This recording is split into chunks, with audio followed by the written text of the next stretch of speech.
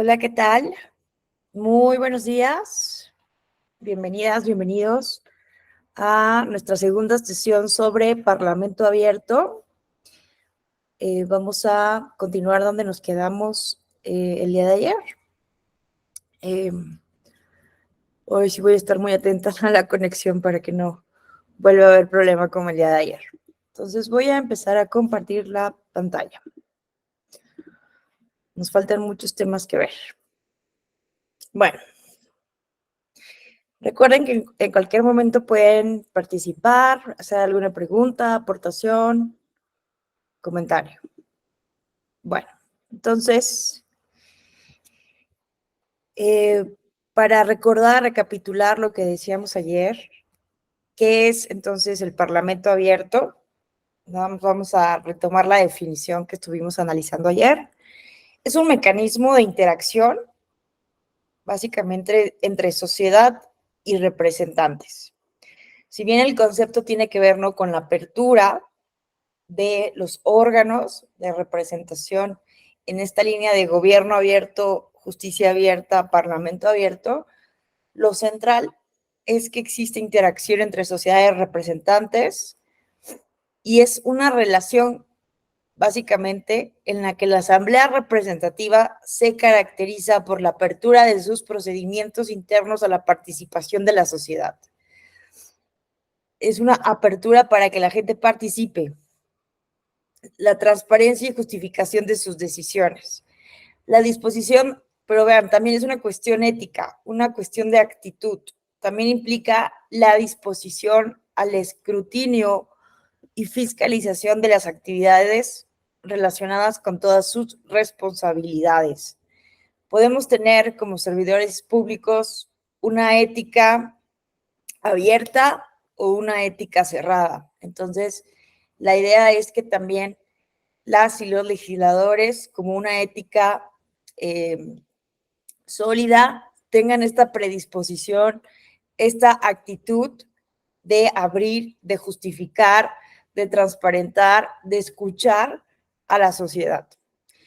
Así como al uso innovador de plataformas digitales para la interacción ciudadana en cada una de sus funciones, la adopción de estándares de ética y responsabilidad parlamentaria, ¿no? Entonces, por eso hablábamos pasar de un modelo de representación 1.0 que básicamente nos ha regido desde el siglo XIX, siglo XX, para cambiar a un modelo 2.0 para este siglo XXI. Mencionábamos que son 4 los pilares a partir de esta definición, entonces, la transparencia, la participación ciudadana, el uso de nuevas tecnologías y plataformas digitales, la integridad y la responsabilidad parlamentarias. Bueno, en ese contexto, también decíamos muy brevemente para recapitular que surge este concepto, si bien no son ideas nuevas, porque vimos que el poder legislativo, el parlamento, los congresos surgen como una contraposición al poder monárquico y nacen con una visión de deberse al pueblo. Sin embargo, se empieza a construir este concepto de parlamento abierto, tomando en cuenta el marco teórico y conceptual de varias aristas, de la literatura que se ha desarrollado sobre transparencia y rendición de cuentas, sobre políticas públicas, sobre democracia participativa. Entonces, como ven, es una conjunción de varios conceptos de la ciencia política, de la sociología política. Entonces, surge justamente con la idea de combatir la desconfianza y la falta de legitimidad que hoy existe hacia el Parlamento, hacia las y los legisladores, que son las instituciones de la democracia con el menor nivel de confianza. Hay una crisis tremenda de democracia representativa, una desconfianza terrible hacia los partidos políticos. Entonces, algo tenemos que hacer, ¿no? Y eso ha sido cuando surge el Parlamento Abierto como una de las muchas alternativas que se están promoviendo para aliviar esta crisis y transitar a un mejor modelo de representación. Aquí es relevante decir que mucho se ha dicho, ¿no? Que podríamos prescindir de la representación y pasar a lo que se conoce como el directismo. ¿Qué es el directismo? Pues básicamente pasar a la democracia directa a partir, ¿no?, de las tecnologías. Pero el mismo Sartori, Giovanni Sartori, señaló que esto sería muy peligroso. Entonces, la idea no es sustituir la democracia representativa, sino complementarla con mecanismos de democracia semidirecta, participativa. Y bueno, estuvimos viendo, ¿no?, bueno, vimos, ¿no?, que no son ideas nuevas, que si revisamos los antecedentes, la historia de los parlamentos, de las asambleas legislativas, vamos a ubicar que ha habido históricamente diferentes momentos donde se empieza a abrir, a publicar información. Y vimos, ¿no?, Carl Schmitt como un teórico sobresaliente de la apertura legislativa para mejorar el proceso dialéctico que se da en la conformación de la razón pública, en la conformación de el interés público. Y bueno, ¿cuáles son los beneficios del Parlamento abierto? Se supone, ¿no?, que en el ideal lo que se busca es el acceso a datos abiertos y acceso a la información de los congresos y parlamentos. Permite hacer análisis comparado por parte de instituciones u organizaciones sociales encargadas del monitoreo y vigilancia del gasto público. O sea, permite, ¿no?, mejorar los estudios, que a su vez permitiría, ¿no?, exigir mejoras. Acceso a la información de las actividades y del desempeño de las funciones legislativas del Pleno y las comisiones conduce también a mejores decisiones por parte del electorado. Esto es muy importante porque el voto tendrá que ser un mecanismo de rendición de cuentas para premiar o castigar candidatos, partidos políticos. Ya la reelección se supone que es el mecanismo ideal justamente para castigar o premiar a un legislador o legisladora, pero también el simple voto tendría que ser un mecanismo de rendición de cuentas. Pero ¿qué pasa justamente cuando no votamos con un voto informado, cuando no sabemos ni quiénes son nuestras candidatas y nuestros candidatos? Pues justamente se pierde este propósito. La divulgación proactiva de información parlamentaria podría disminuir la carga de solicitudes de acceso a la información que reciben los congresos por vía de leyes de transparencia, y finalmente un mejoramiento de la confianza ciudadana hacia sus congresos al recibir información certera y oportuna. Sin embargo, les pregunto a ustedes, ¿creen que esto sea utópico? ¿Realmente lograr que las asambleas legislativas se abran a la sociedad, que la sociedad participe y que realmente tengamos ciudadanía informada, que dé continuidad al trabajo legislativo y al trabajo de sus representantes?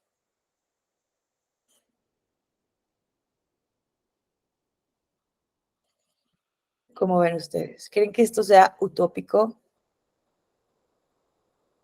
Porque miren, les voy aquí a compartir.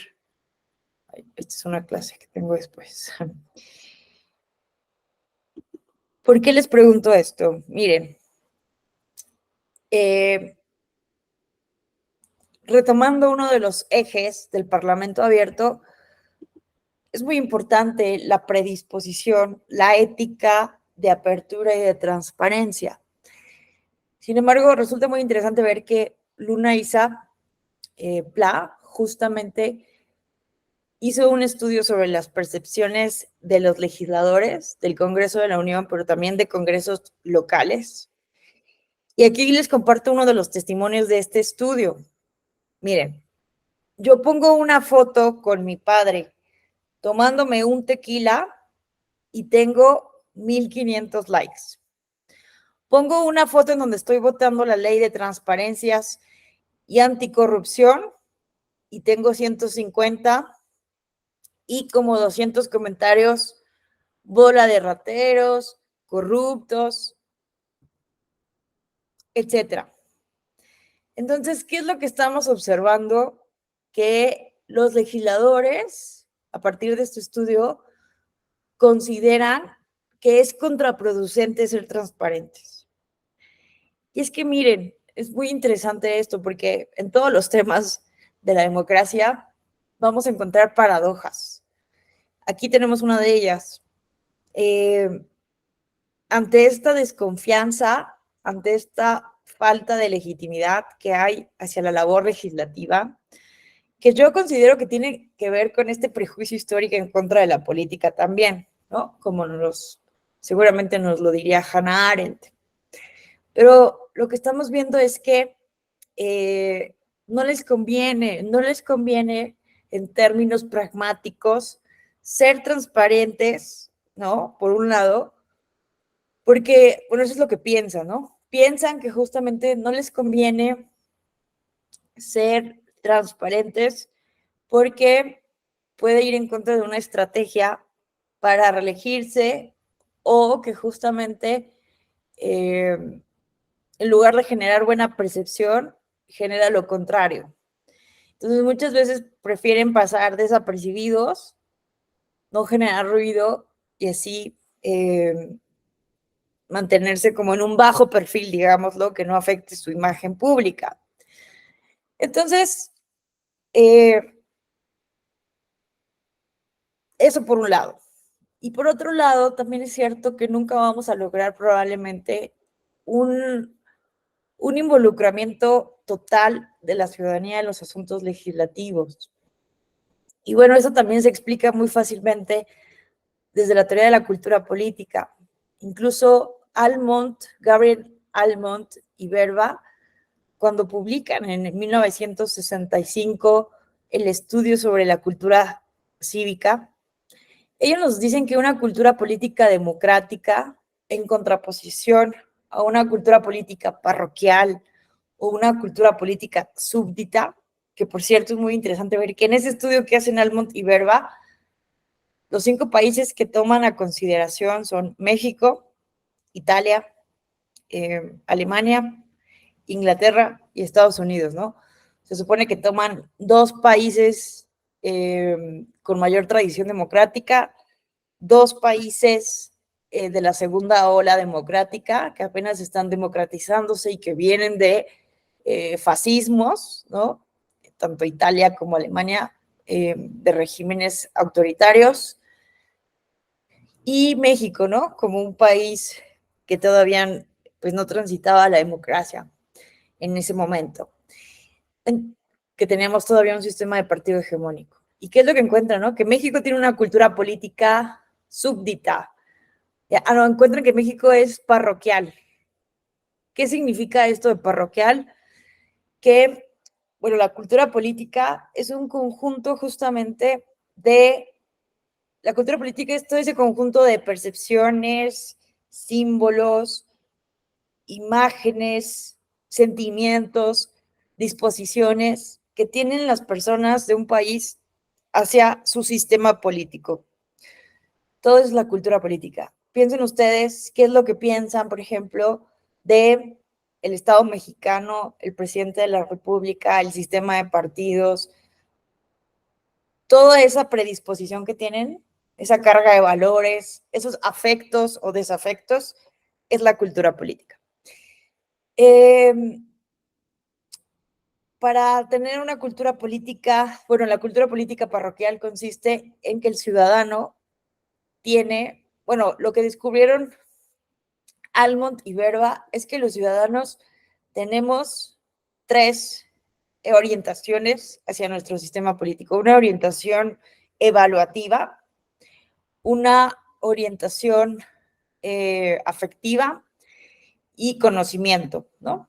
Entonces, por un lado, tenemos conocimiento sobre nuestro sistema político, tenemos una, pues sí, una predisposición afectiva y finalmente un juicio, ¿no? Sobre el sistema político. En la cultura política parroquial, los ciudadanos conocen poco o nada sobre el funcionamiento del sistema político, apenas no saben, no tienen idea de que pueden, de que tienen capacidad de influencia en el sistema político, piensan que no importa sus opiniones. Entonces, básicamente, hay nulo conocimiento y la relación entonces con el sistema político es, apenas conocen lo que hay como en el entorno cercano. Así identificaron la cultura política mexicana en los años 60. En contraposición, ¿no? Se identificó que Alemania e Italia tenían una cultura política súbdita.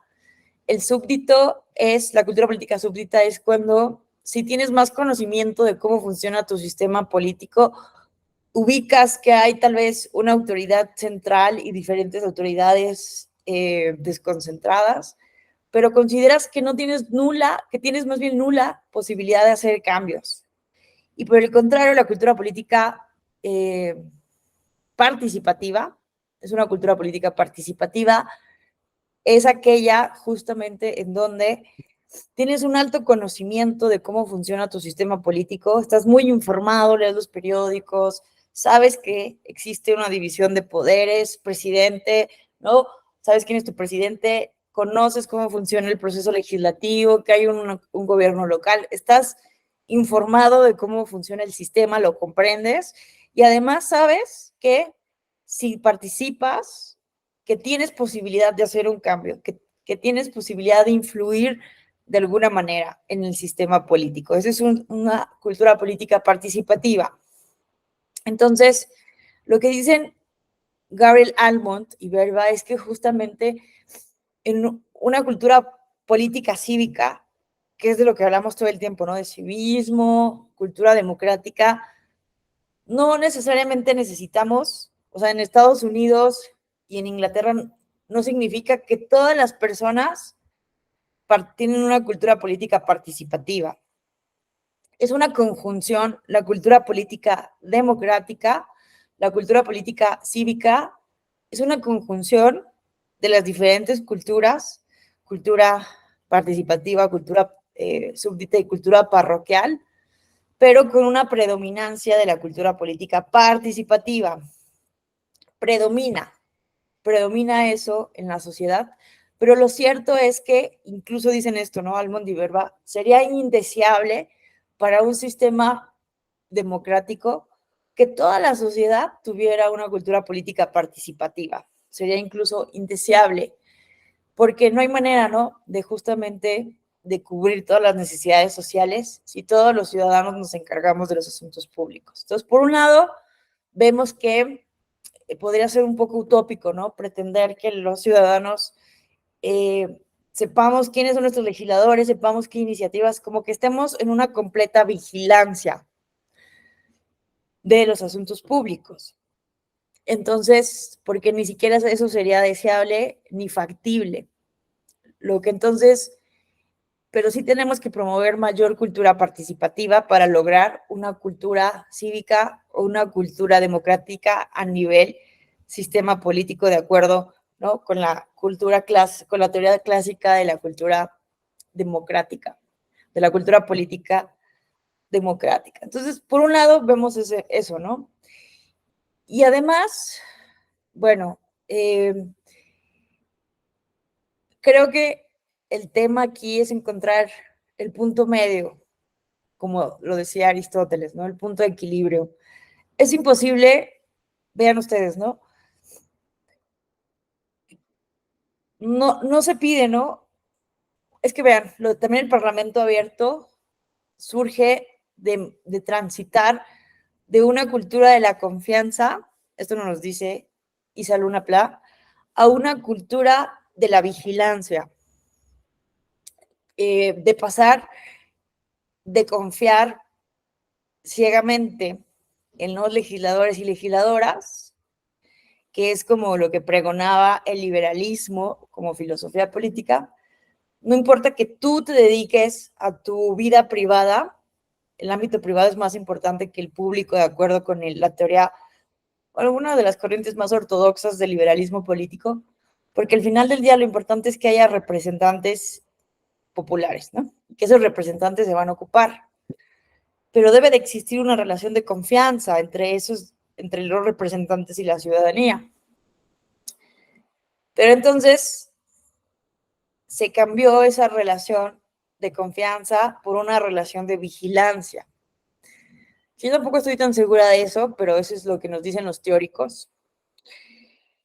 Porque tampoco veo, ¿no?, que exista actualmente una vigilancia exhaustiva. Obviamente hay mayor observación, pero bueno, teóricamente, ¿no? Se cambia de una cultura de la confianza a una cultura de la vigilancia. Y entonces, a mí me parece que poco se ha comprendido, ¿no?, qué es la confianza política, porque ¿qué es la confianza? ¿Qué significa confiar? ¿Qué significa la confianza política? Es el punto medio justamente entre, esto nos dice George Simmel, entre tener una certeza completa de las cosas y tener una creencia religiosa ciega en algo, ¿no? Entonces, la confianza es ese punto medio y que para confiar justamente necesitamos tener conocimiento, cierto conocimiento, cierta razonabilidad para confiar. Entonces, a mí me parece que justamente lo que necesitamos no es eso que los teóricos llaman como una creencia absoluta, pedir un salto completamente de fe hacia los legisladores. No se trata de eso porque eso obviamente ha promovido ese distanciamiento que existe tan grande, ¿no?, entre representantes y ciudadanía. Tampoco se necesita una vigilancia 24 horas con cámara para tener certeza, porque es imposible tener certeza de las cosas, sino justamente un punto medio que para mí es ese concepto de confianza política, ese punto medio, ¿no?, en donde sí vigilas por momentos, conoces, exiges rendición de cuentas, informes de labores de tus representantes. Cuando vas a votar también, ¿no?, te vas informando. Y no es una creencia ciega, porque estás informándote de lo que están haciendo temporalmente tus representantes, ¿no? Y eso te permite, de acuerdo a lo que estás observando, razonablemente confiar. En fin, es muy compleja realmente, se los digo en serio. De eso escribí mi tesis de licenciatura. Es muy complejo realmente, ¿no?, el tema de las percepciones políticas, el tema del conocimiento político, en fin.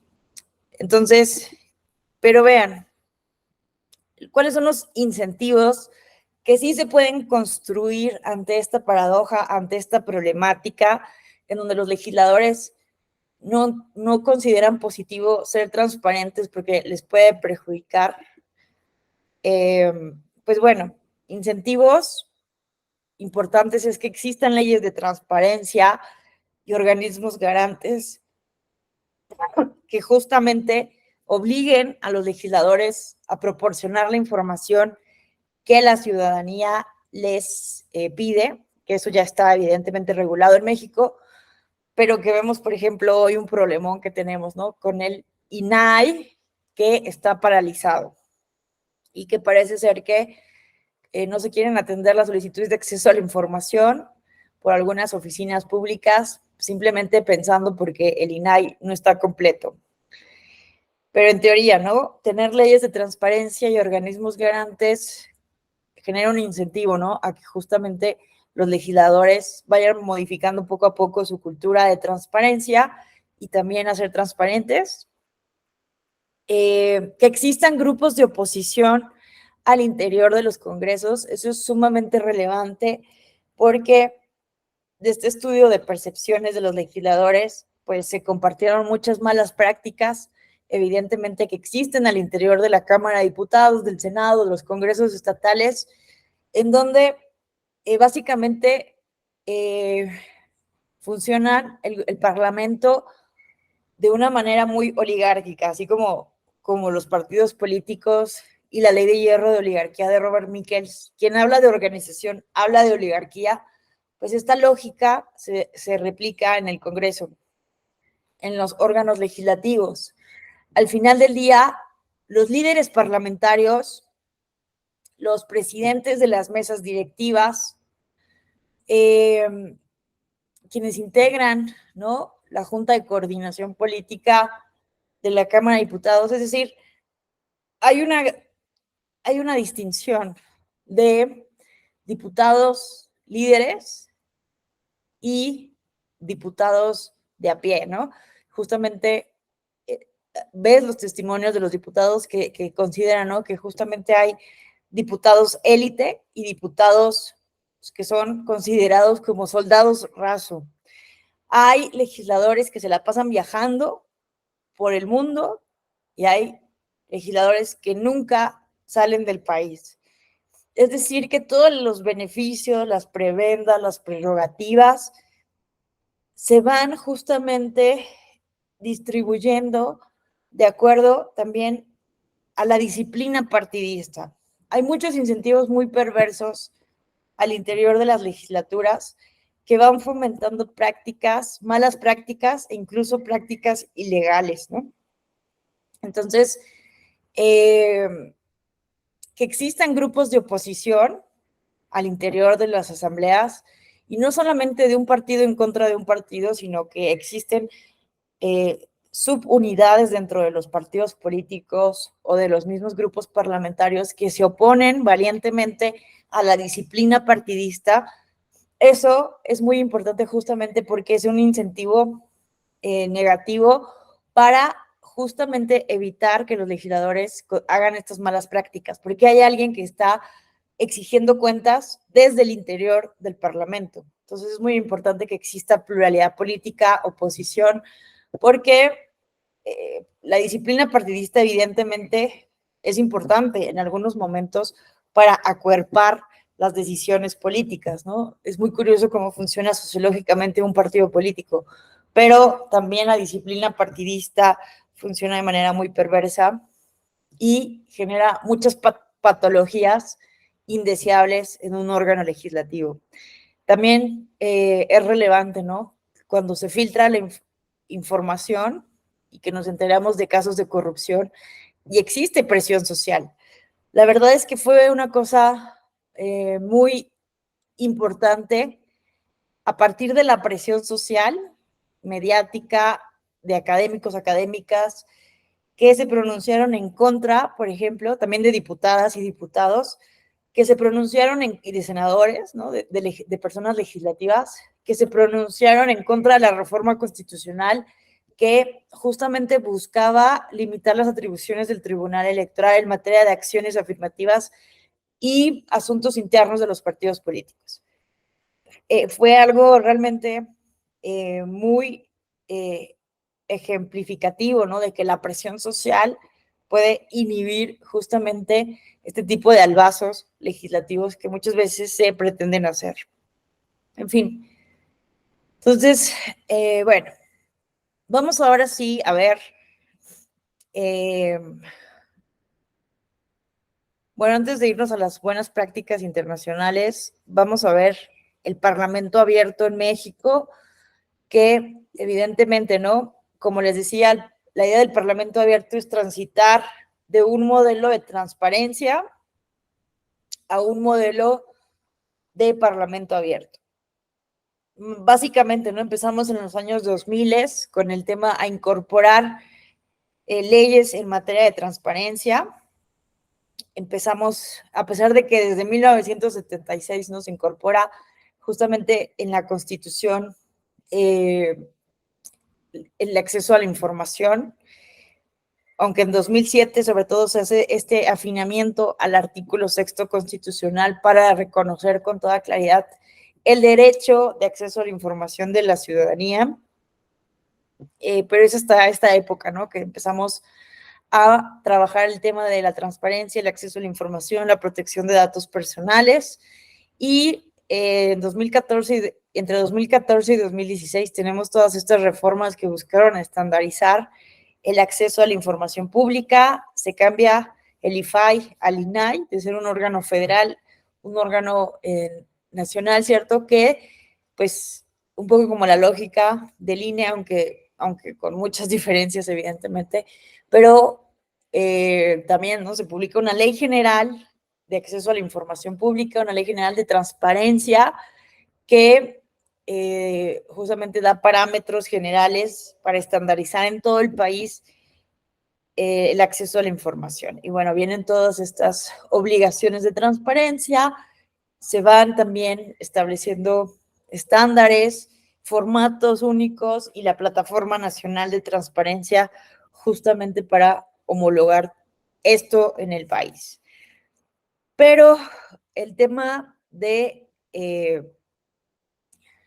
la alianza por el Parlamento abierto, básicamente, ¿no? A partir de que México es uno de los países líderes que inauguraron la alianza por el gobierno abierto durante la presidencia de Enrique Peña Nieto, justamente el grupo de trabajo que se dedicó a el trabajo legislativo, la apertura parlamentaria, por una parte, pero organizaciones de la sociedad civil y diferentes activistas en materia de transparencia promovieron la Alianza por el Parlamento Abierto, que justamente, miren, aquí les pongo la página. La Alianza para el Parlamento Abierto es un espacio de encuentro de organizaciones de la sociedad civil, el órgano garante de acceso a la información pública y protección de datos, y las instituciones legislativas, cuyo objetivo es lograr que los 32 congresos locales y el Congreso de la Unión cumplan con los principios y acciones de un Parlamento abierto.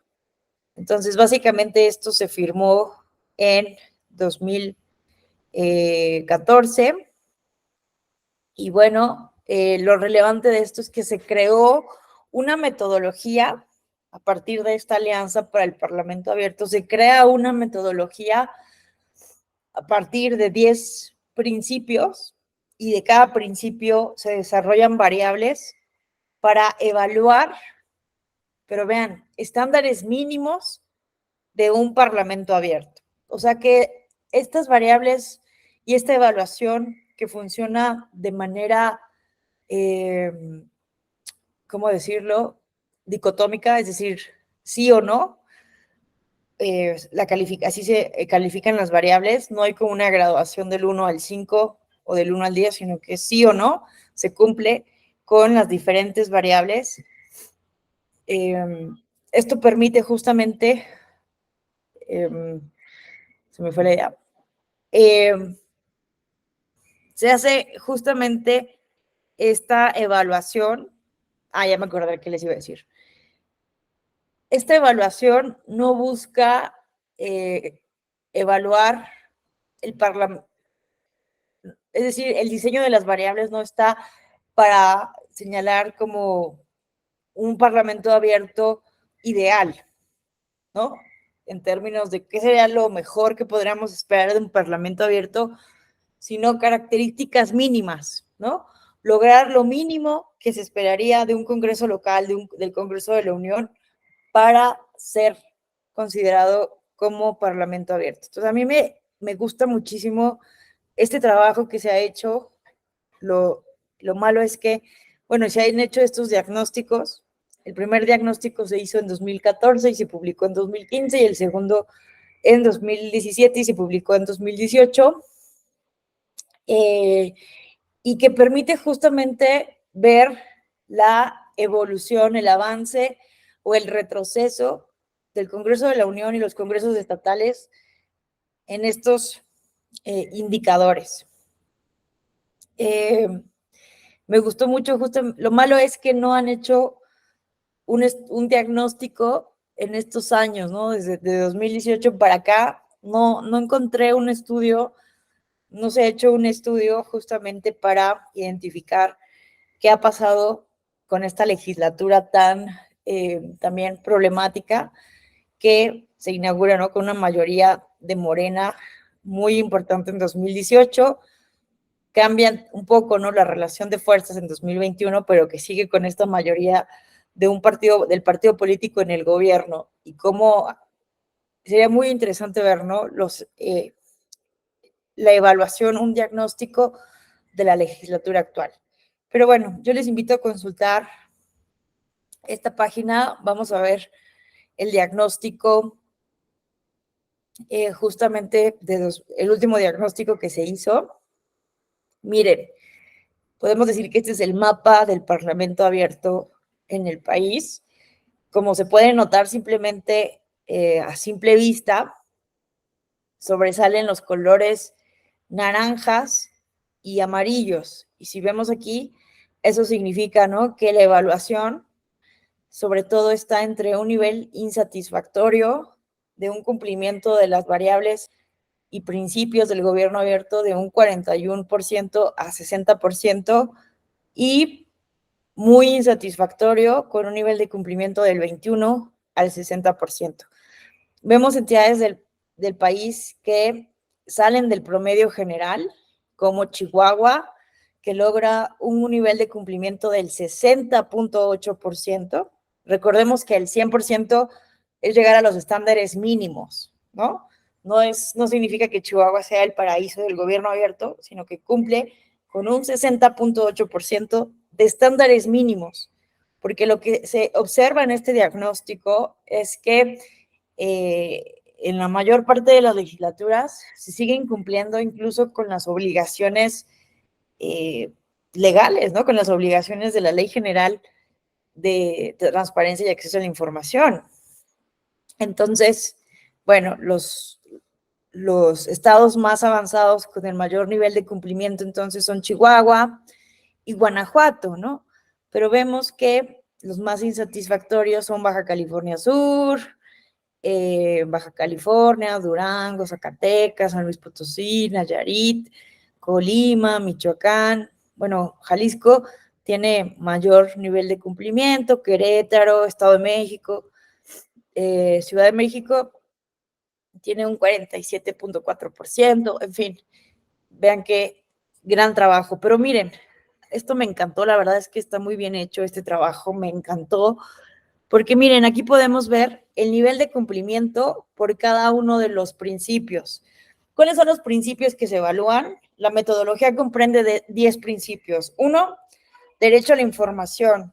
2, participación ciudadana y rendición de cuentas. 3, información parlamentaria. 4, información presupuestal y administrativa. 5, información sobre los legisladores y servicios públicos. 6, información histórica.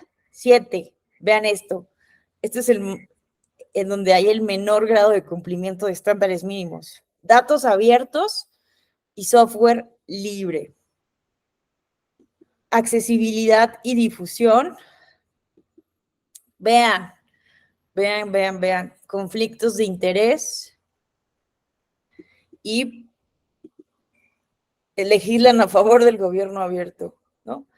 Entonces, básicamente, ningún estado legisla a favor del gobierno abierto. Entonces, la verdad es que está muy bien hecho este diagnóstico. Aquí podemos ver, ¿no?, los principios. Aquí tenemos las variables, ¿no? ¿Cuáles son las variables que integran el derecho a la información? Que es uno de los principios que mayor cumplimiento tienen, ¿no?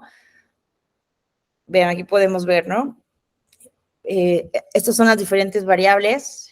El cuerpo legislativo es sujeto obligado de la Ley de Acceso a la Información.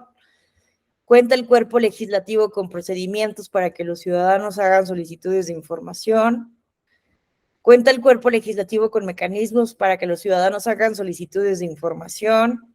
Entonces aquí podemos ir viendo, ¿no?, el nivel de cumplimiento. Entonces aquí, por ejemplo, cumplen 30 de 34 congresos. El cuerpo legislativo cuenta con una oficina para atender a la ciudadanía en temas de acceso a la información, 34 de 34, la dirección de la oficina de enlace para atender a la ciudadanía. Esto es básicamente lo mínimo, ¿no? En materia de derecho a la información, y vemos que básicamente se cumple. Pero, por ejemplo, en el rubro de participación ciudadana y rendición de cuentas, vemos que ya el panorama no es tan verde, ¿no? Por decirlo en colores, que además me encanta porque esta semaforización pues te permite hacer un análisis mucho más fácil, ¿no? Entonces, ¿cuáles son las variables para medir el principio de participación ciudadana y rendición de cuentas? Si los congresos tienen registro en la página web de las votaciones en el Pleno. 14 de 34 congresos. Si hay un registro en la página web de las votaciones de las comisiones. O sea, vean esto. Muchas veces no se sabe cómo se vota en comisión. Solamente 5 de 34 congresos lo tienen. Registro de asistencias de las y los legisladores a las sesiones del Pleno. Bueno, esto ya es más cumplido, ¿no? En casi todos los congresos. Registro de asistencia de las y los legisladores a sesiones de comisiones. Muy pocos congresos publican eso. No sabemos si están yendo a las comisiones o no. Las y los legisladores están obligados a presentar un informe anual de actividades. Bueno, esto se cumple más. Existen mecanismos de contacto directo. Ven, esto es también importante, ¿no? ¿Cómo nos vamos a comunicar con nuestros legisladores si no tienen mecanismos de contacto directo con los representantes del distrito, entidad federativa, oficina de enlace, módulo itinerante? Solamente 8 congresos de 34 tienen esta información. Vean, se pone a disposición del ciudadano una plataforma web con mecanismos de interacción a 2 vías en tiempo real entre ciudadanos y Congreso, que ahorita vamos a ver los ejemplos de Brasil, Argentina, Colombia y ¿qué otro país? Y Chile, porque justamente son buenas prácticas que la verdad es que a mí me sorprende que no hayamos hecho algo así en México, ¿no? Bueno, no me sorprende realmente. Pero vean, solamente 2 de 34 congresos tienen esto. Tienen mecanismos de interacción a doble vía, que como lo hemos estado insistiendo aquí, esta es una de las cuestiones más fundamentales para hablar de un auténtico parlamento abierto. 9 de 34 congresos tienen la página web que permite al ciudadano identificar al legislador con una herramienta a partir del código postal y sección electoral. Y vean que solo 6 de 34 congresos tienen mecanismos de participación ciudadana en la fase de análisis, discusión, aprobación del presupuesto de egresos, ¿no? Que, por ejemplo, hoy mucho se ha centrado el concepto de parlamento abierto en el Congreso de la Unión así, con mecanismos que puedan realmente involucrar a la ciudadanía justamente en estos momentos. Entonces, bueno, aquí ustedes, por eso les invito a consultar. Evidentemente, no nos llevaría toda la mañana a analizar principio por principio y sus indicadores, pero vean, aquí uno de los más importantes es conflictos de interés. Vemos muchas veces, ¿no?, que las asesorías que se contratan, las licitaciones, las presidencias de las comisiones se hacen aún con conflictos de interés y no se transparentan a quiénes se contrata, a qué legisladores se ponen. Vemos muchas veces, ¿no?, que se repite esto, que se pone a legisladores que son empresarios a presidir comisiones en el tema del rubro comercial al cual se dedican, ¿no? Entonces, vemos que en muy pocos congresos existe alguna disposición que regule el cabildeo. Básicamente en ningún congreso se registra actividades de cabildeo con nombres, fechas, asuntos y acuerdos. Existe una disposición que establece la obligación de legislar, declaración de intereses, en fin, vemos que en este rubro hay incluso cero nivel de cumplimiento en todo el país, ¿no? Existe un registro público actualizado de las declaraciones de interés realizadas por las legisladoras de la legislatura en curso, se publica la lista de casos de conflicto de interés, existe un código de ética y conducta para funcionarios y legisladores. Solo 5 de 34 congresos cuentan con un código de ética. Entonces, bueno, vemos que está difícil. Y vean qué bonito, porque acá podemos ver justamente el cumplimiento principio por principio en cada entidad federativa. Aquí tenemos Aguascalientes. Vemos que tiene nula publicación de información presupuestal y administrativa, que ese también es un gran problema en los congresos del país. No sabemos cómo se administra el presupuesto al interior del Congreso, ¿no? Entonces, pues es muy sintomático, ¿no? Que justamente la Cámara de Diputados maneja el tema del presupuesto a nivel federal, que contamos con la Auditoría Superior de la Federación justamente para fiscalizar y ver que se cumpla con los objetivos y metas de este gasto, pero que al interior sigue siendo sumamente no transparente cómo gasta, cómo se ejerce el presupuesto público en las comisiones, en los órganos de gobierno del Congreso de la Unión. Básicamente se usa el dinero sin ningún control, ¿no? Entonces, bueno, vemos que en Aguascalientes hay un problema con la información histórica. Los congresos están obligados a tener un espacio con información histórica de legislaturas pasadas.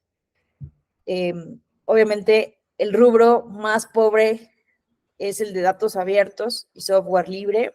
En este tema, recordemos que no basta con que las personas tengan acceso a la información, sino que esa información debería de poder ser utilizada en formatos abiertos para ser descargada en cualquier plataforma de estadística o en simplemente en un Excel o en un Word, y que esa información pueda ser reutilizada. Y bueno, así podemos ver entidad federativa por entidad. Vamos a ver entidades con los 3 colores, entidades, bueno, que en realidad son 1, 2, 3, 4, 5, ¿no? Donde sobresale más otros colores. Baja California Sur, Campeche, Chiapas, Chihuahua. Bueno, Chihuahua, que vimos que es el que tiene el mayor porcentaje de cumplimiento a nivel nacional, sale del promedio. Coahuila, Colima. Vean, aquí está la Cámara de Diputaciones. ¿Cuál es el problema de la Cámara de Diputaciones? Esto que les mencionaba. Bueno, aquí la participación ciudadana y la rendición de cuentas es del 54%. Sí cuentan, ¿no?, con estas convocatorias de parlamento abierto, pero yo insisto, ¿no?, que es un mínimo esto, porque lo ideal, evidentemente, sería que realmente fueran tomada en cuenta la opinión de la ciudadanía, de las personas expertas en la elaboración de las leyes. Y vemos que muchas veces estos ejercicios, como lo mencionábamos ayer, son justamente para legitimar decisiones previamente tomadas o para decir que se cumplió con lo del Parlamento abierto. Pero justamente ese proceso dialéctico del que nos hablaba Carl Schmitt tendría que ser evidentemente analizado, ¿no? ¿Qué tanto realmente influye esta comunicación? ¿Qué tanto hay una voluntad a ser persuadido de los legisladores a partir de estos diálogos con la ciudadanía y los expertos en estos foros que sí se hacen ya? Bueno, es un avance, pero es un avance mínimo. Si ustedes buscan, hay muchos ejercicios de parlamento abierto en diferentes leyes, en la Cámara de Diputados, en el Senado, pero insisto, ¿no? Muchas veces solamente es para decir, ay, sí, les escuchamos, pero el resultado de la legislación muestra que no se tomó en cuenta para nada, como en la reforma electoral, la voz de las personas expertas. También les platico mi experiencia. Participé en el concurso para la renovación de las 4 consejerías del Instituto Nacional Electoral recientemente, y me llamó la atención algo que al principio consideré que era muy positivo. se invitó a la ciudadanía en un ejercicio de parlamento abierto, a poner comentarios y preguntas del proceso a los diferentes participantes que estábamos en esa etapa para las entrevistas. Entonces, cualquier persona podía registrarse en la página, ver el currículum, el ensayo, la exposición de motivos y dejar comentarios, cartas, como apoyando a una persona aspirante y hacer preguntas para la entrevista. Entonces, al principio vi esto yo muy positivo y sí, cuando me hicieron la entrevista, en una tómbola pusieron todas las preguntas de la ciudadanía y me hicieron una pregunta ciudadana. Entonces, eso realmente se me hizo algo muy positivo. Sin embargo, nunca supimos, no se transparentó, por ejemplo, qué tanto influyó eso en la selección de las personas que al final llegaron a los 20 finalistas. No se transparentó, no se transparentaron las opiniones de apoyo, de rechazo a los aspirantes, y en fin, no sabemos si se tomó en cuenta o no la opinión ciudadana, ¿no? Entonces, todavía son, a lo que voy con esto es que todavía son limitados, ¿no? La manera en que estamos involucrando a la ciudadanía, no hay como una retroalimentación real, no hay una voluntad realmente de ser persuadidos por quienes están tomando las decisiones, ¿no? Pero bueno, ahí vamos, avances paulatinos. El mayor problema de la Cámara de Diputaciones, evidentemente, es contar con datos abiertos y software libre. Aquí tenemos nulo cumplimiento, 0% de cumplimiento de estas variables. Y también tenemos un problema con la información presupuestal. Y bueno, vemos que es insatisfactoria todavía la participación ciudadana, la información sobre legisladores y servidores públicos, conflictos de interés, y en lo demás, pues más o menos es satisfactorio. Vamos a ver ahora el caso del Senado. El Senado ha mejorado del diagnóstico que se hizo en el 2015 en comparado con el diagnóstico de 2018. El Senado mejoró mucho el tema de los datos abiertos y el software libre, pero sigue siendo insatisfactoria la información presupuestal y administrativa y los conflictos de interés. Básicamente eso es donde hay mayor problema. Miren qué bonito, porque aquí se puede ver, ¿no? Justamente por variables, el nivel de cumplimiento. La verdad es que esto está muy bonito. Por cada principio, vean, podemos ver si se cumple o no con cada una de las variables. Entonces, vean aquí el caso de la Ciudad de México. Vean donde hay un nivel de incumplimiento, que es justamente, ¿no?, el tema de datos abiertos. No hay listado histórico de representantes de al menos 2 legislaturas. No hay base de datos de asesores parlamentarios y consultores. En fin, aquí lo podemos ver también, el porcentaje de cumplimiento en cada uno de los congresos del país y también del Congreso de la Unión de manera separada. Vamos a ver Cámara de Diputados. Vean cómo nulo cumplimiento en el principio de datos abiertos. Y que hay unos donde se cumple muy mínimamente, ¿no? Publicación de contrataciones públicas, licitaciones públicas, invitación a cuando menos 3 adjudicaciones directas, publicación de contratación de asesorías, consultorías, estudios, investigación. Entonces, la verdad es que está fabuloso este diagnóstico. Pueden consultar el análisis. Aquí se puede descargar el Excel. Vean qué maravilla. Se puede descargar en DSB y se puede descargar el documento completo para leer el análisis de los especialistas, de las organizaciones, ¿no? Entonces aquí se puede descargar y leer justamente la evaluación, el análisis de toda esta información, y también esto nos permite ver, por ejemplo, los avances que se han hecho de justamente el diagnóstico de 2015 a 2017, aunque sí hay modificación de algunas variables. Se han ido perfeccionando algunas variables, pero la idea es que no cambie mucho para que se pueda ver la progresividad o regresividad en materia de parlamento abierto. Entonces, miren qué bonito, porque aquí podemos ver, ¿no? El diagnóstico de 2017, el nivel de cumplimiento de cada uno de los principios. El más bajo sigue siendo datos abiertos, información presupuestal y administrativa, conflictos de interés. Y bueno, a la mitad, todavía estamos a la mitad de estándares mínimos de participación ciudadana y rendición de cuentas. Y bueno, aquí podemos ver si hubo avance o retroceso en comparación con el primer diagnóstico y el segundo. Pudiéramos pensar que hay avances completos, pero no. También hay retrocesos. Por ejemplo, hay un avance de 2015 a 2018 sobre el derecho a la información, en participación ciudadana también. Más o menos se mantiene igual la información parlamentaria, pero por ejemplo, hay un retroceso en la información presupuestal y administrativa. En la información histórica hay avance.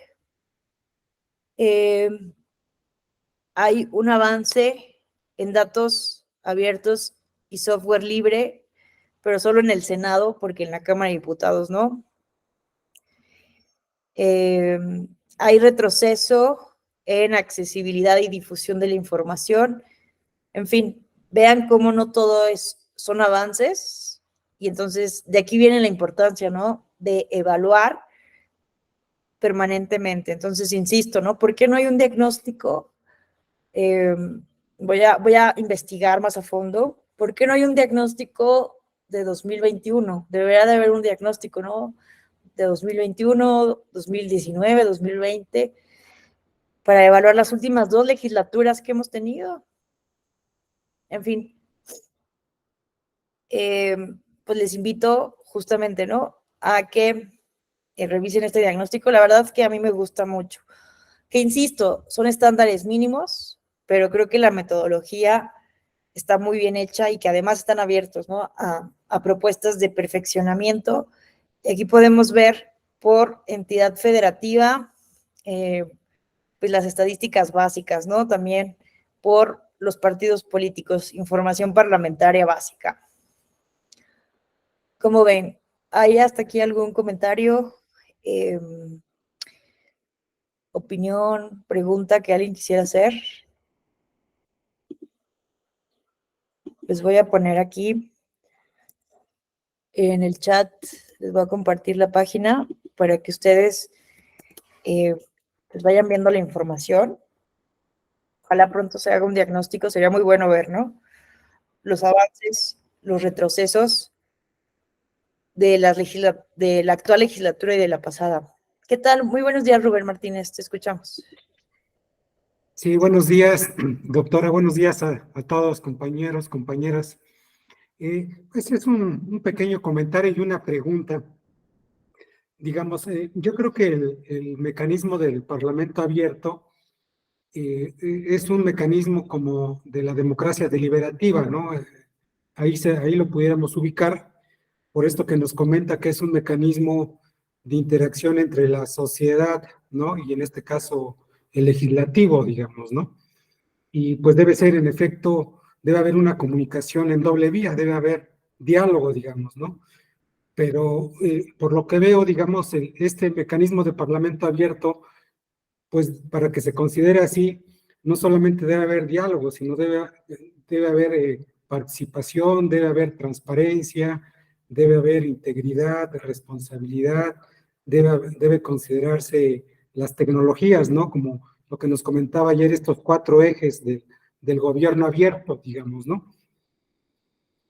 Ese sería como el comentario. Bueno, y también considerar que es un mecanismo no electoral, digamos, que es donde, digamos, en mi opinión debemos avanzar, digamos, no solamente que sean mecanismos como muy pues esporádicos, sino que sean un poco más permanentes, digamos, ¿no? Y mi pregunta iría, digamos, ahorita que nos comentó sobre los incentivos para que exista pues incentivos, yo creo que como incentivos un poco estructurales y que deben, que hemos visto que para que funcionen este tipo de mecanismos es, por ejemplo, en el caso del Parlamento abierto, es que uno de los incentivos es de que haya gobierno dividido, digamos, ¿no? Que por lo que nos ha platicado, pues ha funcionado un poco mejor, y también pues de que no haya un partido con mayoría en el legislativo para que pudiera funcionar eso. ¿Usted consideraría que esto sería como necesario, digamos, o pudiera funcionar? Pues no tenemos ahorita un diagnóstico en un gobierno incluso de mayoría absoluta y ahorita de mayoría relativa. ¿Cuál sería como su opinión, digamos, doctora? Muchas gracias. Muchas gracias, Rubén. Me parece muy importante tanto tu comentario como la pregunta. El comentario porque creo que sí vale la pena distinguir, ¿no? Que el Parlamento abierto es como un concepto muy amplio que involucra no solamente la participación, la interacción doble vía, sino que implica, ¿no? Todo un concepto sobre lo que implicaría cambiar, ¿no? La idea de la representación política en las legislaturas. Pero pensando que también esto es un diplomado, ¿no? De mecanismos de participación ciudadana, también hay un concepto acotado de parlamento abierto como un mecanismo concreto de participación. Y el problema en México es que pues, no está regulado como un mecanismo de participación ciudadana, ¿no? Al modo de la consulta popular o de la iniciativa ciudadana. Se supone que hay una iniciativa para modificar la ley orgánica del Congreso de la Unión o el reglamento interno de ambas cámaras para que esto sea obligatorio y que se regulara. También parte, ¿no?, de regular el Parlamento abierto como un mecanismo de participación ciudadana podría generar en un momento dado un diseño que permita en cualquier momento la activación de abajo hacia arriba, que si los ciudadanos quisiéramos participar sobre cualquier ley, sobre cualquier iniciativa, sobre cualquier tema legislativo, lo pudiéramos hacer con reglas claras, ¿no? Que estuviera institucionalizado como un mecanismo de participación. Lo cierto es que hasta ahora no está como tal regulado, sino que es una práctica legislativa que se ha venido haciendo a partir de estas iniciativas de la Alianza por el Parlamento Abierto y el Observatorio para la Transparencia y el Parlamento Abierto en México. Y los compromisos internacionales que se han asumido, pero creo que sería muy bueno que estuviera legislado y que fuera obligatorio. Y bueno, ya podríamos, creo que también sería muy importante que ciertas opiniones o que a partir de ciertas condiciones pudiera ser vinculante también. Si la ciudadanía participa y tiene tanto porcentaje de, ahorita vamos a ver los casos de Brasil, cómo funcionan estas páginas, estas plataformas que son fabulosas, porque la gente puede votar si está de acuerdo o no con una ley, y en algunos casos es vinculante. Los diputados, los legisladores están obligados a tomar la opinión ciudadana sobre el proceso legislativo. Y en México todavía no estamos en ese nivel de institucionalización, porque evidentemente pues no está regulado, legislado.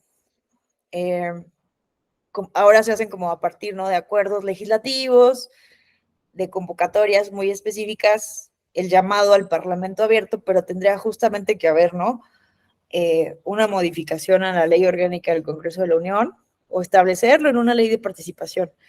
En algunas entidades federativas sí está regulado, ¿no? Pero a nivel federal no. Y bueno, sobre la pregunta, qué interesante. Me parece que sí es una lástima, como lo dices, ¿no?, que no exista un diagnóstico de las legislaturas que tenemos a partir de 2018 con mayoría legislativa de Morena. Pero sí genera, creo que yo soy más sí partidaria de la pluralidad partidista, porque sí creo que eso va generando no solamente una mayor tolerancia al disentimiento, a nivel de cultura política, sino que sí genera, ¿no? Justamente, pues mayores observadores no alineados a la disciplina partidista y que sí se generan estos incentivos a favor de la apertura y de la transparencia. Entonces, cuando vemos un partido, yo creo que lo que estamos observando en México sí es sintomático, es algo un poco patológico, pero que no es nuevo, ¿no? En nuestro país. El Congreso de la Unión, la Cámara de Diputados sobre todo, está siguiendo patrones del poder legislativo de las épocas del sistema de partido hegemónico, donde hay una subordinación básicamente completa, ¿no? Del poder legislativo al poder ejecutivo. Entonces, hay ahí, ¿no? Una disciplina partidista, se condicionan las candidaturas, se condicionan las prerrogativas, los beneficios, los salarios incluso. No es lo mismo lo que gana un diputado, coordinador parlamentario, que un diputado eh, soldado raso, como le llaman. Entonces, que existe una mayoría así, con una disciplina partidista tan férrea, me parece que no es positivo o no genera esos incentivos tan positivos para un parlamento abierto. Pero en fin, creo que sí sería muy bueno. Esto es una percepción, un análisis basada en algunas consideraciones. Tendríamos que hacer una evaluación mucho más profunda para hacer un juicio más acabado. Tal vez estemos hablando desde el prejuicio, pero sería muy bueno, ¿no? Insisto, voy a investigar por qué no han hecho otros ejercicios, qué ha pasado con esta alianza, no hay negociación, no hay diálogo con el Congreso actual, voy a averiguar y ya estaré publicándolo por ahí en redes o compartiéndoselos, pero definitivamente ahorita no tenemos esa información. ¿Alguien más? Muchas gracias, Rubén. ¿Alguien más quisiera comentar algo? ¿Qué tal, Sergio? Buenos días, te escuchamos. Buenos días. Bueno, yo no quería hacer nada más dos cosas. Primero era un comentario con respecto a lo que comentó que si era una utopía de que si en México estuviera lo del Parlamento abierto. No me acuerdo bien cómo era la pregunta. Y yo iba a comentar que no es una utopía, pero sí es muy difícil llegar a que la ciudadanía tenga una plena participación en temas políticos porque si bien hay alguna parte de la ciudadanía, hay parte de la ciudadanía que sí tiene conocimientos políticos, tiene esos conocimientos muy limitados. ¿Por qué? Porque como usted comentaba, los mismos legisladores no otorgan las herramientas para transparentar el ejercicio de sus funciones. Y, y a la vez esto genera una desconfianza entre la gente, razón por la cual la gente muchas veces tiende a rechazar la política. Por ejemplo, cuando están las encuestas, yo he visto en la calle que, por ejemplo, el encuestador le quiere preguntar a una persona y la persona dice, es de política, a mí no me hables de política y se va y ya no hace caso. Entonces, por eso es muy difícil que una plena participación de la ciudadanía en temas políticos, pero no sería imposible, se ocuparía lo que usted comentaba en una clase pasada, que era, me parece que utilizó el concepto de pedagogía política. Entonces, no es utópico, es muy difícil, pero podríamos decir que esto de la utopía como que nos marca el camino que deberíamos seguir para tener una plena participación política. Y la segunda cosa era una pregunta, porque al principio de la clase usted habló acerca creo que de la ética cerrada y ética abierta de los servidores públicos. ¿Podría ahondar un poquito más en ese tema? Sí, claro que sí. Primero, me encantó tu comentario, Sergio. Concuerdo contigo.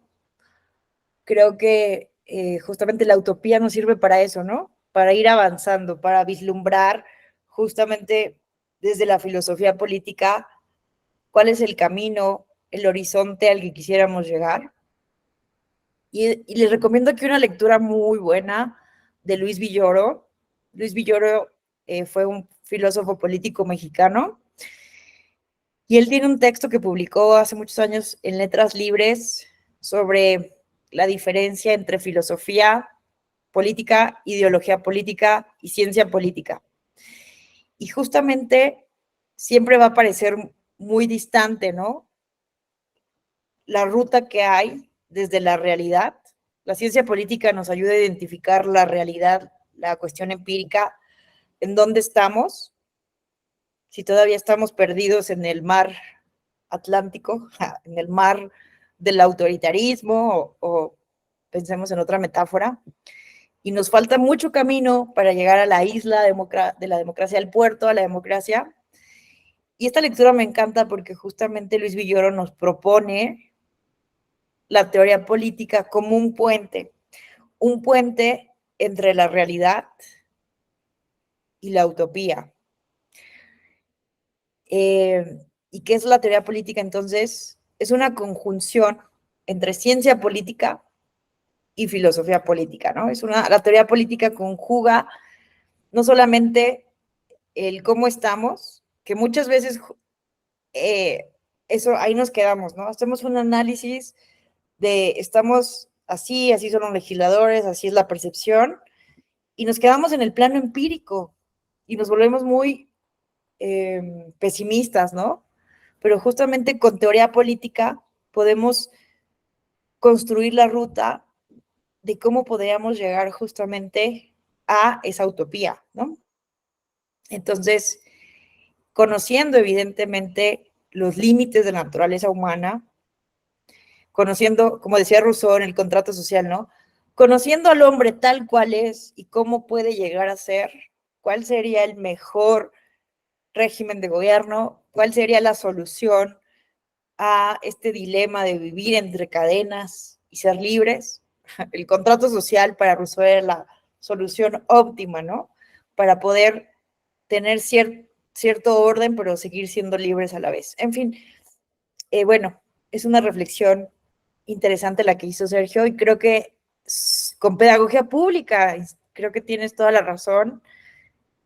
Insisto, perdón que sea muy repetitiva, pero todos los mecanismos de participación ciudadana van a tender a fracasar si no hay un trabajo exhaustivo, continuo, permanente de pedagogía pública.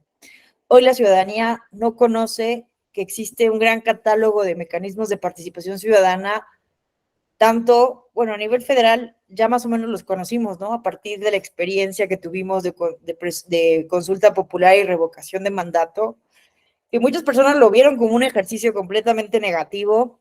Yo fui una voz disidente porque me parece que la ciudadanía experimentó ya otra manera de participación, obviamente con muchas áreas de oportunidad. Pero imagínense, o sea, los suizos desde el siglo XV están haciendo democracia directa y todavía hay áreas de oportunidad en Suiza. ¿Por qué pretendemos tener ejercicios perfectos, acabados de democracia participativa a nivel federal de un día para otro? Obviamente hay que ser siempre muy críticos y la consulta popular que tuvimos y la revocación de mandato están llenos de errores, llenos de problemas, pero también hay cuestiones positivas a rescatar. Pero la mayoría de la población no sabe que hay un catálogo muy grande en la mayor parte de las entidades federativas de estos mecanismos. Entonces, el presupuesto participativo, por ejemplo, ¿no? En la Ciudad de México, muchas chilangas y chilangos no sabíamos que existía eso hasta muy reciente, ¿no?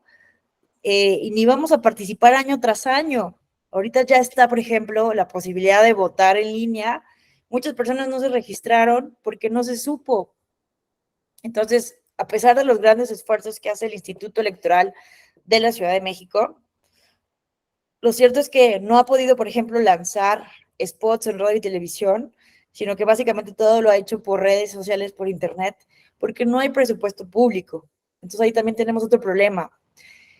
Estamos en un contexto también bien complejo para las autoridades electorales, en esta lógica de austeridad, donde hemos visto muchos recortes presupuestales, mucho recorte administrativo. Entonces, sí estamos en una encrucijada muy, muy problemática para promover adecuadamente estos mecanismos.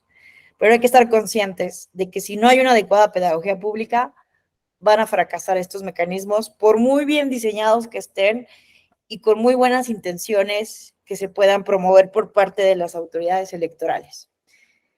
Muchas gracias, Sergio. Y la ética. La ética del servidor público es un tema fundamental.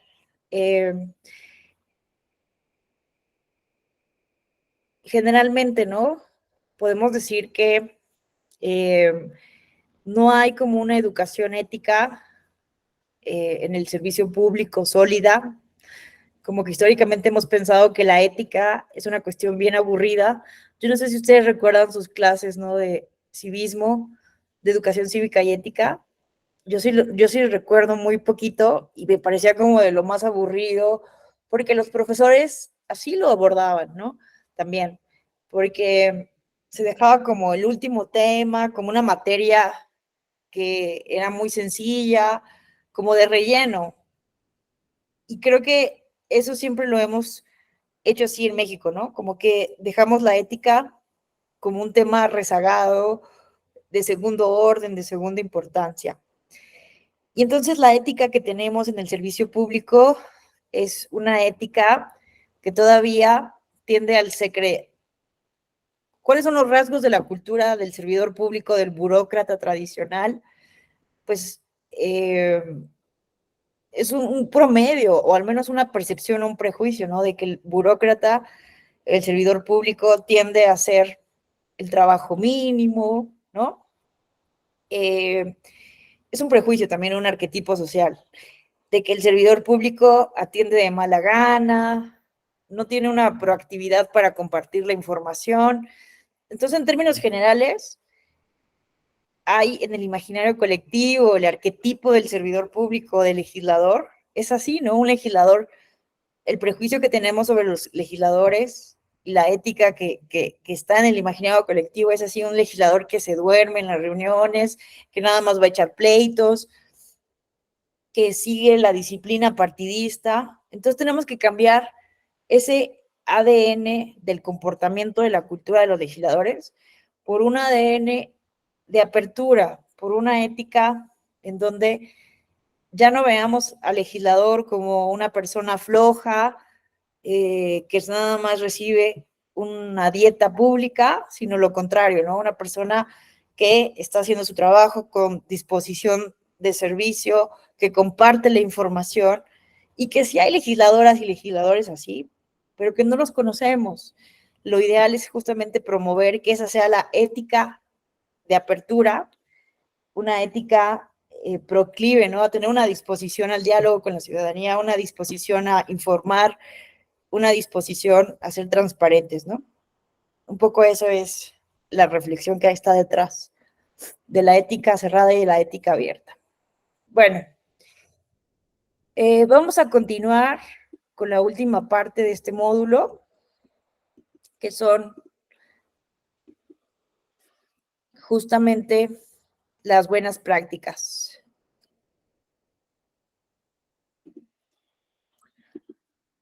Déjenme compartir de nuevo la presentación.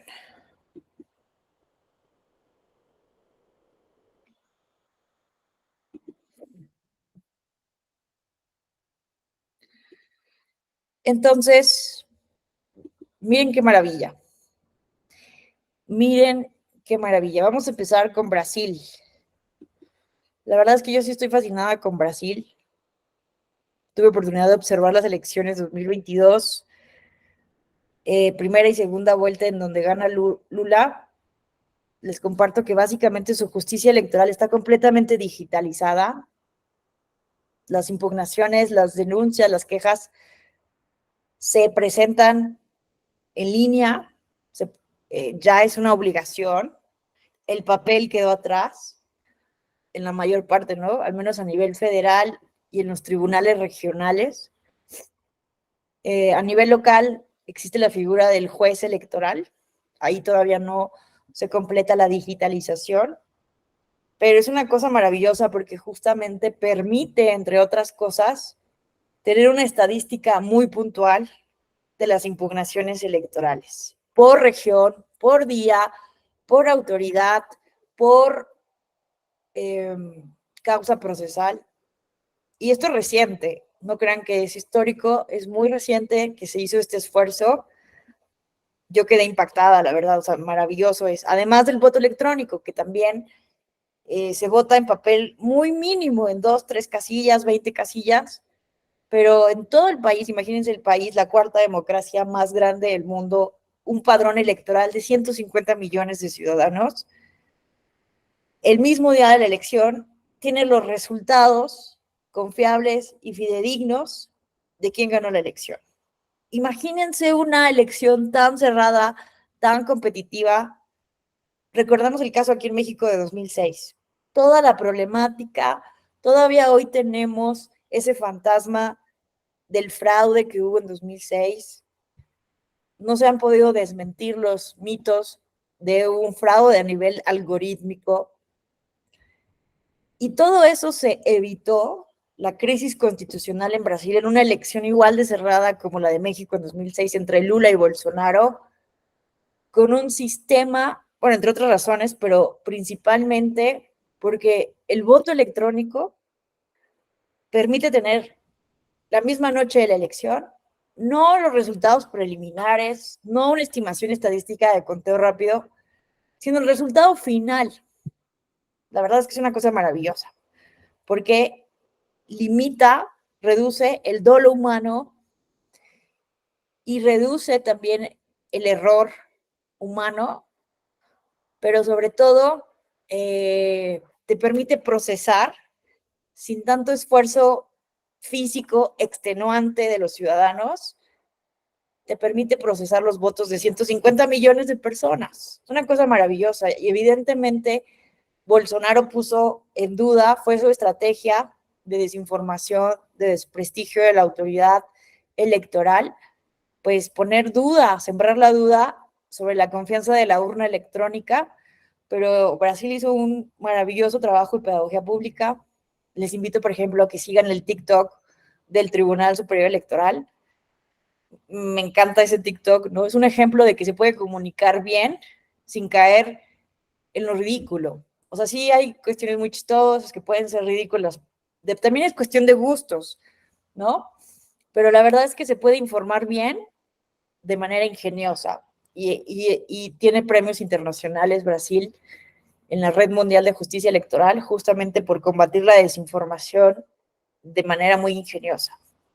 No todo es positivo, también se ha criticado a Brasil porque pues sí hubo una política de manipulación, de desinformación electoral de grandes empresarios que apoyaban a Bolsonaro y se ha cuestionado, ¿no? Algunas decisiones del Tribunal Superior Electoral que pueden ser contrarias a la libertad de expresión. Entonces, ahí está como una línea muy delgada entre la manera en que actuó el Tribunal Superior Electoral, Alexandre G. Moraes, el presidente del Tribunal Superior Electoral, para bajar toda esta información. Incluso se prohibió por unos días Telegram en todo el país. Entonces muchas personas dijeron, oye, también se está excediendo. Pero al final del día, la verdad es una cosa maravillosa ver la tecnología que se está usando.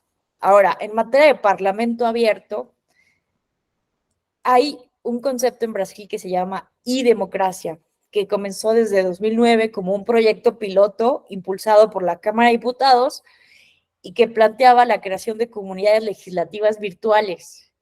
O sea, vean este concepto, comunidades legislativas virtuales, que albergaban las discusiones en torno a dos proyectos de ley. Una sobre la política de cambio climático y dos sobre el Estatuto de la Juventud.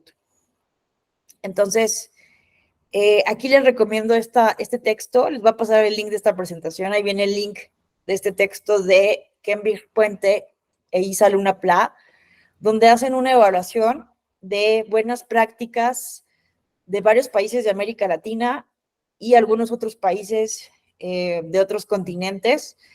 Y vean, van poniendo estos cuadritos por país para saber si cumplen justamente con los 4 ejes del Parlamento abierto, que es la transparencia, la participación ciudadana, el uso de tecnologías y plataformas digitales y esta ética abierta y de responsabilidad legislativa. Entonces vemos que Brasil, esta buena práctica de la e-democracia, juntó 3 de 4 ejes. La mayor parte de las iniciativas de las buenas prácticas en todo el mundo no cumplen con los 4 ejes. Falta muchísimo, insisto, para impulsar la ética de responsabilidad. Pero vean, aquí pongo el link para que ustedes exploren. Es una cosa maravillosa, la verdad. Esta es la plataforma de e-democracia, que sí ha sido reconocida a nivel internacional justamente como una plataforma innovadora de transparencia y participazado popular. Es una broma, ¿no? Entre quienes estamos buscando aprender portugués, ¿no? No necesitas aprender realmente, nada más le pones SAO al final de todo y ya hablas portugués, ¿no? Participazado, el SAO. Bueno, muy mal chiste, perdónenme, pero bueno. Vean, esta plataforma tiene 8 años de experiencia, reconocida a nivel nacional e internacional. Es una plataforma pionera en todo el mundo. Brasil está reconocido por esto, ¿no? A nivel internacional, es uno de los pioneros. Yo creo que Brasil y Taiwán, que también la historia de Taiwán es, les invito a consultar el movimiento Girasol en Taiwán, que también es una cosa hermosa,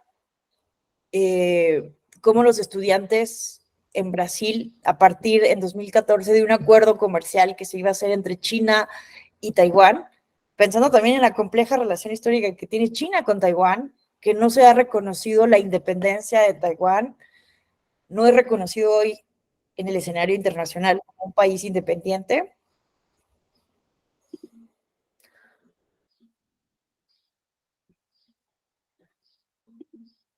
Leonardo, es muy fácil hasta que conjugas. Ah, ¿tú hablas portugués, Leonardo? Qué maravilla. Qué maravilla. Pues voy a seguir aprendiendo el subjuntivo, mira, no sabía eso. Pero sí parece muy sencillo. Ay, me están escribiendo, pero déjenme silenciar. Bueno, les invito que justamente sí me voy a meter a clases oficiales, porque la verdad es que tengo comprensión de lectura, pero para hablarlo no. Pero me encantó, la verdad que me suena tan bonito. Sí me gustaría dominarlo, hablarlo bien. Bueno, entonces les estaba diciendo del movimiento Girasol en Taiwán, una cosa maravillosa, porque imagínense, ¿no? La compleja relación que existe hoy en día entre China y Taiwán.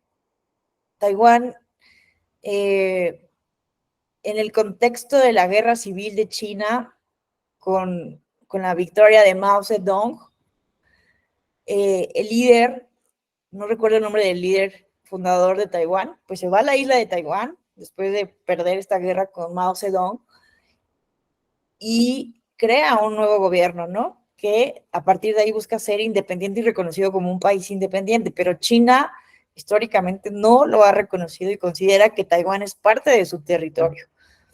Y también en el escenario internacional, por obviamente el papel que juega China a nivel internacional, tampoco se ha reconocido mundialmente, ¿no? A Taiwán como un país independiente. En fin, es muy compleja esa relación. Entonces, imagínense, se iba a hacer un acuerdo comercial de libre comercio entre China y Taiwán para permitir servicios entre ambos países y un politólogo norteamericano publicó un texto que se llamaba Dile adiós a Taiwán. Y este acuerdo había sido aprobado por el primer ministro, por el presidente, no sé exactamente cómo se llama la figura, pero había sido aprobado, digamos, por el Poder Ejecutivo y como tenía también mayoría legislativa, pues básicamente se había aprobado sin una revisión, sin escuchar a la oposición, sin escuchar a la ciudadanía. ¿Y qué hicieron? A mí me encanta esta historia, porque ¿qué hicieron los estudiantes de la Universidad de Taipei? Se organizaron, imagínense esto, fueron por sus bolsas de dormir, comida, víveres, y se metieron al parlamento, a la sede del Poder Legislativo en Taiwán, lo tomaron.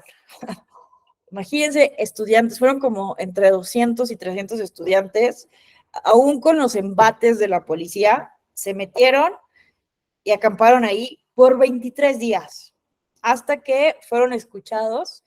Y si bien al final del día no se logró detener este acuerdo comercial, el movimiento Girasol fue sumamente importante porque se crearon dos partidos políticos nuevos que cambiaron la relación de fuerzas, que permitió sacar al partido dominante de Taiwán, que llevaba muchísimos años, y uno de esos nuevos partidos políticos logró poner a la primera presidenta mujer de Taiwán, y uno de los líderes del movimiento Girasol fue una persona no binaria, que hoy es la directora de la Secretaría de Democracia Digital en Taiwán.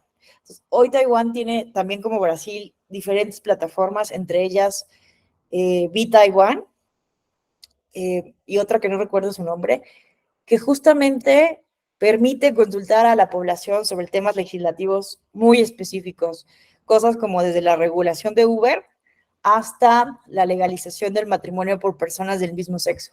Entonces, yo creo que Taiwán y Brasil son hoy en día los casos más paradigmáticos o más sobresalientes de democracia digital, de parlamento abierto. Entonces, vamos a ver, porque no nos va a dar tiempo de ver todo, pero al menos vamos a ver el caso de Brasil. Tiene diferentes plataformas, pero sobre todo quiero que veamos Wikileaks. Espérenme. Miren,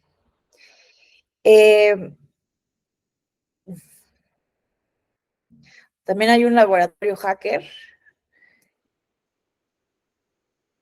A ver, creo que aquí está.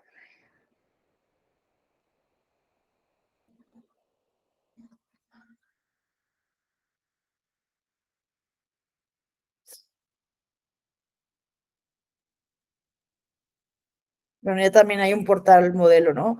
O sea, vale la pena decir que lo que se hizo desde la Cámara de Diputados se ha seguido en muchos congresos de los diferentes estados de Brasil, ¿no? Como el Distrito Federal, que siguió el mismo modelo y las mismas plataformas. Perdón, es que no sé dónde quedó. Y democracia.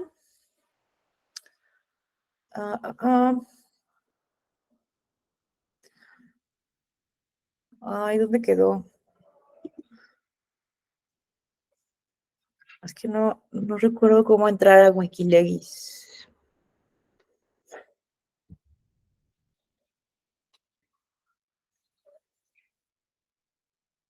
Ay, no, es que esto no es. Espérenme. Leonardo, te escuchamos. Buenos días, compañeros.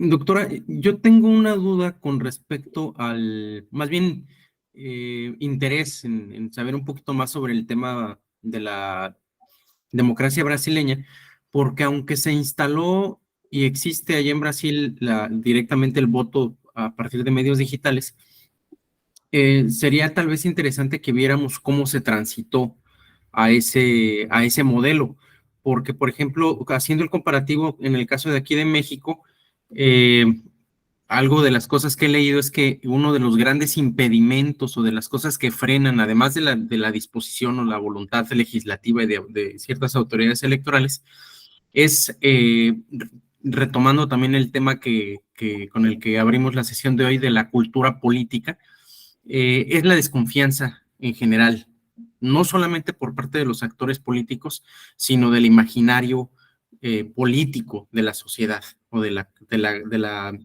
ciudadanía mexicana. Es muy común escuchar todavía a gente que dicen, pues es que se cayó el sistema, y que incluso lo atribuyen al INE, o sea, partiendo de una ausencia de conocimiento de la historia del desarrollo de las instituciones electorales en México.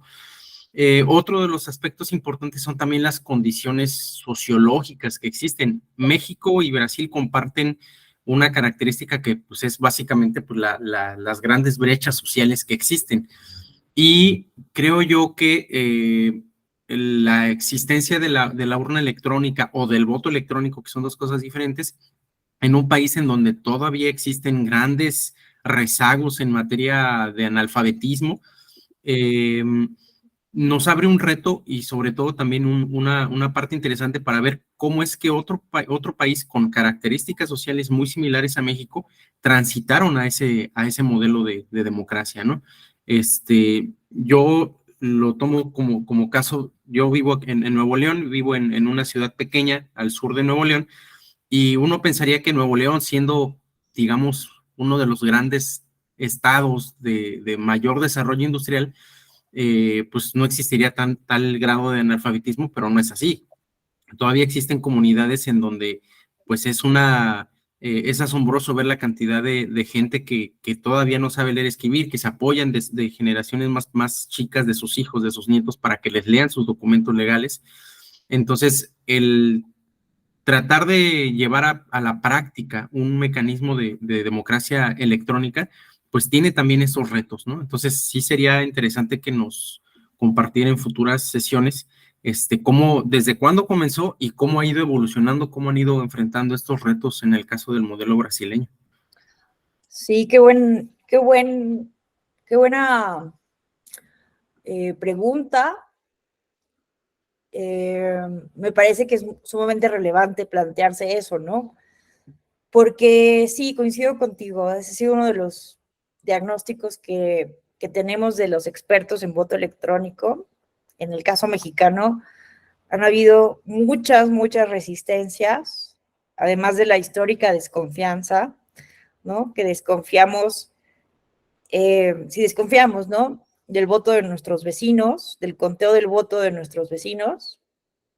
Si creemos que hubo un algoritmo que se hackeó en 2006 sin conocer cómo funciona el procesamiento de votos en México, pues es muy difícil, ¿no? Construir confianza sobre un sistema de voto donde parece que todo está en una máquina, en una caja negra, y ahí la idea, ¿no? De cualquier persona lo puede hackear.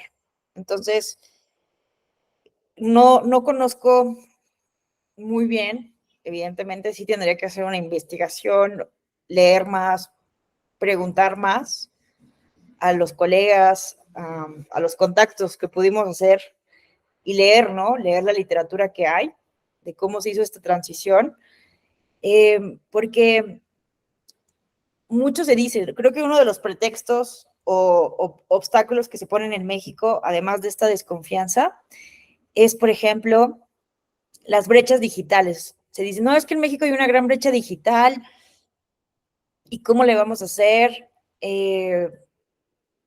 Entonces, de entrada,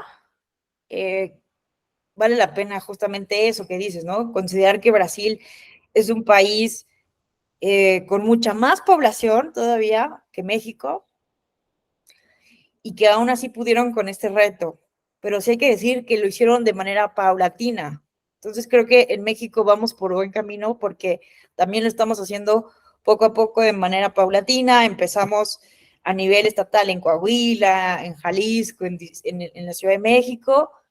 Apenas estamos metiendo algunas urnas electrónicas en procesos locales a nivel federal.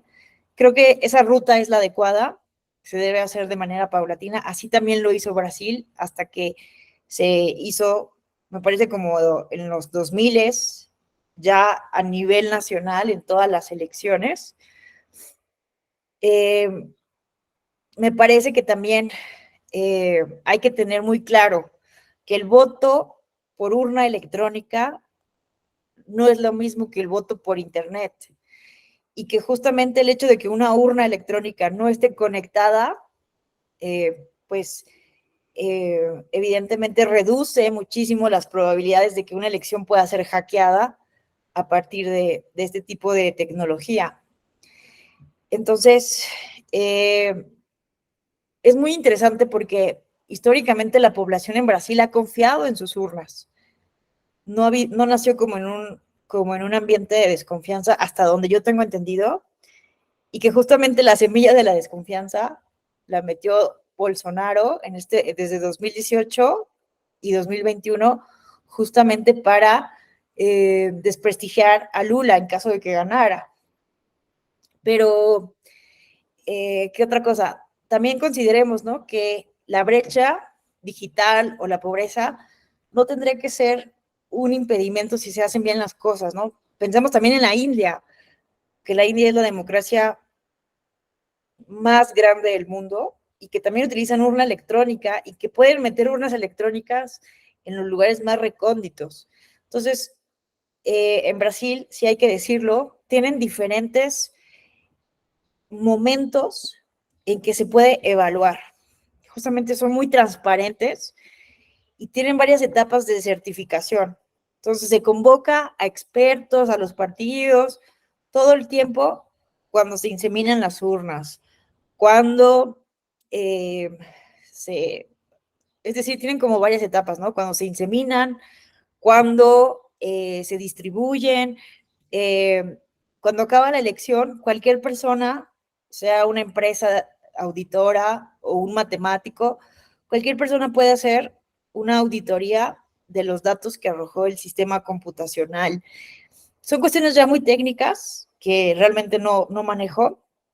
Yo creo que voy a invitar a mis amigos expertos del voto electrónico, que es un argentino y un mexicano, que justamente fueron los expertos de la OEA que observaron esto, a una conferencia en la Escuela Judicial Electoral para que ellos nos platiquen. ¿Les parece? Voy a convocar, ya les estaré avisando, estén atentos en redes sociales, porque se me hace muy interesante esto que dices, Leonardo, y creo que sí vale la pena reflexionarlo. Y ya se nos acabó el tiempo, pero miren, Brasil tiene 4 plataformas, no 3, audiencias interactivas, Wikileaks, Expresado.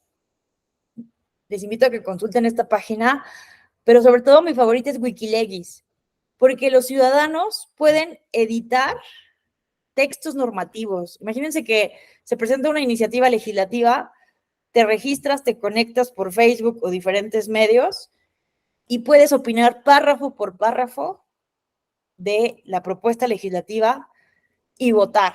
Y hay otra plataforma donde planteas cuestiones de la vida pública que te afectan. Y hay otra plataforma donde puedes justamente interactuar de manera presencial o virtual con los legisladores de Brasil. Entonces, la verdad es que son herramientas muy interesantes. Ya no dio tiempo, pero miren, también me gusta mucho esta plataforma del Senado de Argentina. Miren, esta es una ley de talles, vestimenta y calzado. Aquí se hace una descripción del proyecto. Aquí se puede ver el expediente completo de esta iniciativa. Y miren, aquí se puede votar. Se puede votar, la ciudadanía vota de manera positiva o manera negativa. Y vamos a ver los resultados de este proyecto. Miren, sobre esta ley, el 62.66% de la ciudadanía votó a favor, bueno, le gusta esta ley, y 37.34% no le gusta. Esto también es una herramienta muy importante justamente para medir el pulso ciudadano, saber qué tanto la ciudadanía está abierta a un cambio relevante o no. Obviamente este ejemplo, pues hay muy baja participación, 1,149, pero han habido casos de cuestiones muy polémicas, porque miren, es una ley de vestimenta y calzado, ¿no? No es algo así como tan relevante, tan polémico, pero me parece que este tipo de plataformas van a ir revolucionando nuestro modelo 1.0 de representación.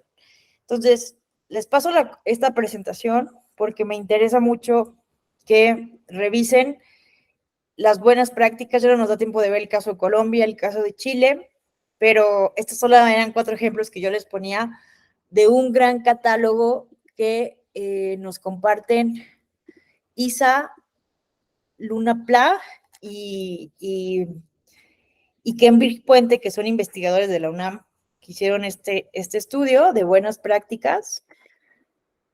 Revisen este texto y si tienen oportunidad, al final del documento vienen los links por país.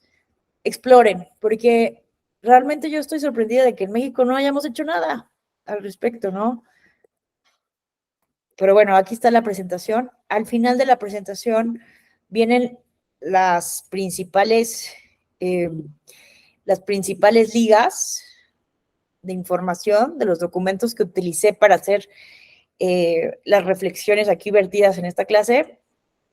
Y bueno, les deseo que terminen con mucho éxito este diplomado de mecanismos de participación ciudadana. Ya no sé si los vuelvo a ver o no. A veces también doy cabildo abierto. No sé si me convoquen a dar ese módulo esta vez o no. Muchas veces tiene que ver con la agenda, ¿no?, del profesorado de la Escuela Judicial Electoral, pero si no es así, me dio muchísimo gusto estar con ustedes. Gracias por su atención, por sus comentarios, por su paciencia, porque han sido clases un poco atropelladas, ¿no?, el día de ayer, que nos desconectamos y no nos dimos cuenta. Entonces, les deseo que terminen con mucho éxito. También les comparto mi correo electrónico, porque realmente es un tema que me apasiona mucho. Tengo todavía muchas preguntas, investigaciones que hacer, pero si quieren seguir también la conversación, pues les comparto mi correo electrónico, por si quieren que les envíe más literatura o quieren estar en contacto sobre este tema. Muchísimas gracias y que tengan un excelente día.